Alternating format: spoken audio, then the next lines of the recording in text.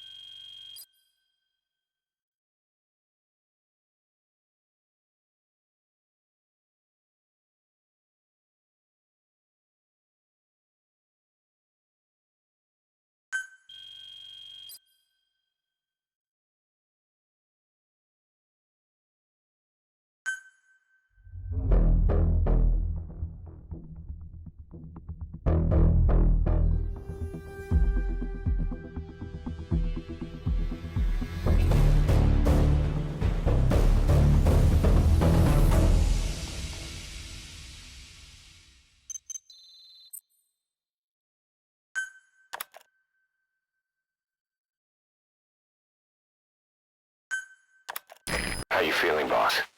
Getting used to being in the field again? Having choppers and a horse at your disposal is indispensable for operating in the wilds of Afghanistan.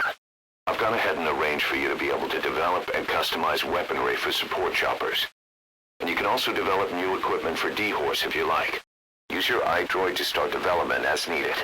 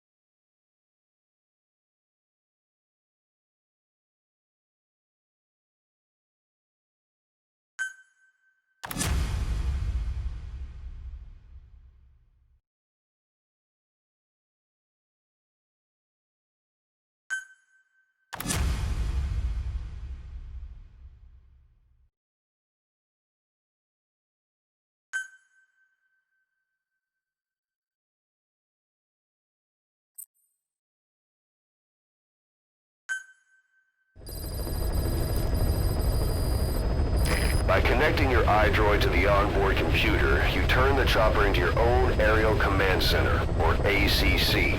Some elements of staff assignment and R&D of weapons and items can only be performed from there. Take as long as you need to consider all your options.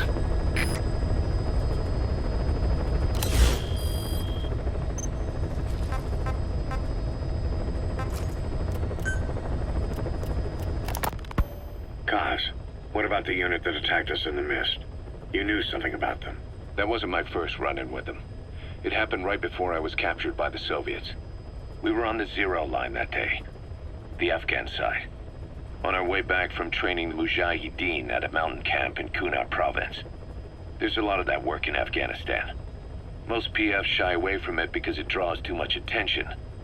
But for us, that was the whole point. The job itself went great. We just had to make it back to a tribal area in Pakistan. But all of a sudden, visibility got real bad. It was no sandstorm. Our point man gave this strange report. He said he could see skulls in the mist. Skulls? The next moment, he went silent. We scrambled into formation, right before his arms and legs came raining down on us. It was always supposed to be a dangerous mission, so I had Diamond Dog's very best with me. We were calling out to each other. But one by one, the voices just went dead. Whatever happened to me, I lost consciousness before I knew it.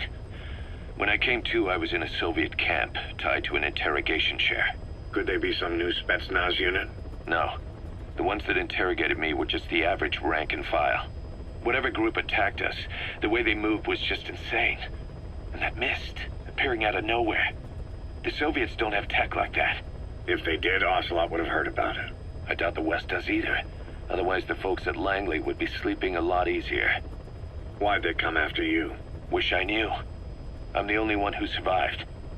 Though I don't think they planned it that way. If I was their target, they wouldn't have just handed me over to the 40th Army. Whatever the case, We need to watch our step until we know who they really are. And boss, if you ever do run into them again, don't try to take them on. You just get the hell out of there. When I first started dealing with Zero, with Cypher, it was a somewhat parasitic relationship, though a mutually beneficial one. Cypher had no army of their own, so they wanted us. They wanted our strength. They approached me as a potential business partner. But they had other motives. Cypher coaxed us into Central America, into that US-Soviet proxy war, to fuel Mother Base's growth. Once we were big enough, they'd force us to join them. That was the plan. That's why they had Paz, still Zeke. Right. And if we refused, she would use Zeke to fire a nuke from Mother Base. The world would consider us a liability, and countries would unite to destroy us. We stopped the launch. And yet they still took us down, through that fake inspection they orchestrated to cover up their sabotage. That power Cypher wanted. We don't have it anymore. So why are they still after you? Is it just the fear of leaving you alive? I don't know. Was Zero really... All I know is the man I knew wouldn't want this. What do you mean? We have to consider that it might not be Zero we're dealing with. We know virtually nothing about Cypher anymore. How big they've gotten, what they want, or even who they really are. The new Mother Base started out as a test drilling rig operated by a mineral resources supplier, but their project fell through. The Seychelles government was happy to hand the place over to us. It was just scrap on stilts. So with a few dummy construction companies set up as fronts, we started renovating the half-finished rig. From the outside, it looked like the project was back on rails. Kaz, you... What? I see what you're doing. Recreating the Mother Base we had 9 years ago. Only this time. That's right. The Mother Base Cypher thought they destroyed will return from the grave to kill them.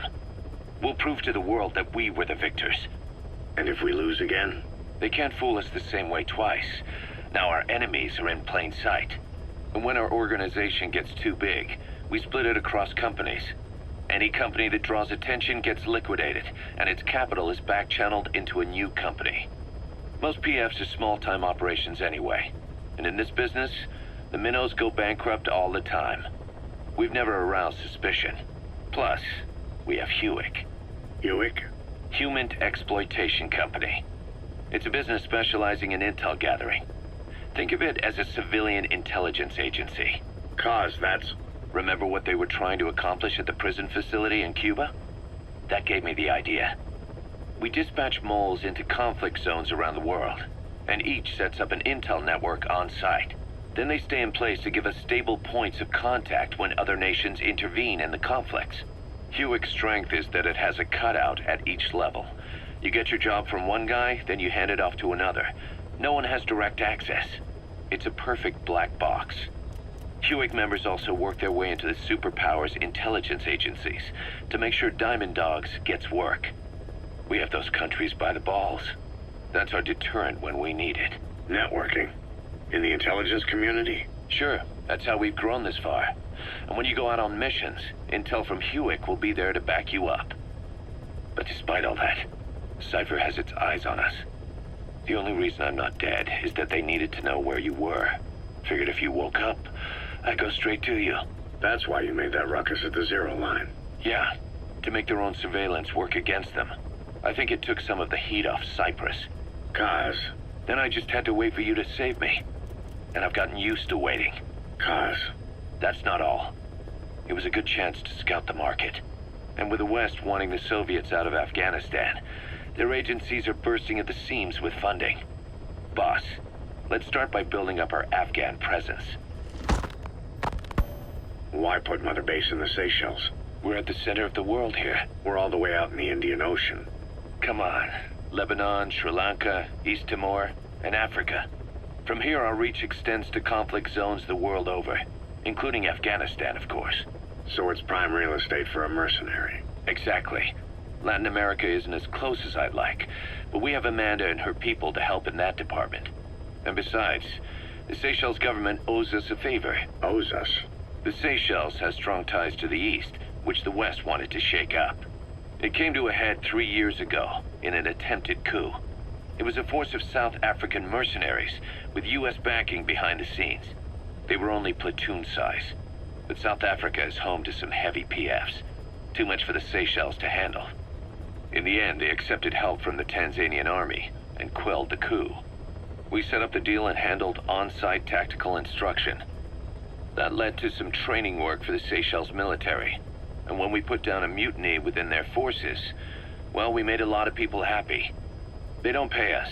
They just let us have a piece of their offshore territory on the promise we'll come running if something else happens.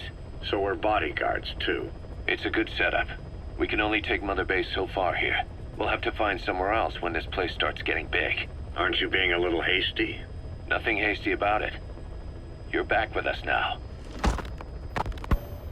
So, Kaz, the ship that took us from Cyprus, it used to be a whaler. Yeah, a Japanese vessel. How was the voyage? It was... stimulating. Well, she was part of a whaling fleet up until a few years ago. Her displacement isn't anything to write home about, but she can really move. She still had plenty of life left in her, but then the work dried up. Global opposition to whaling has been mounting for years. Is that right? The push to ban it has been gaining traction for a little over a decade.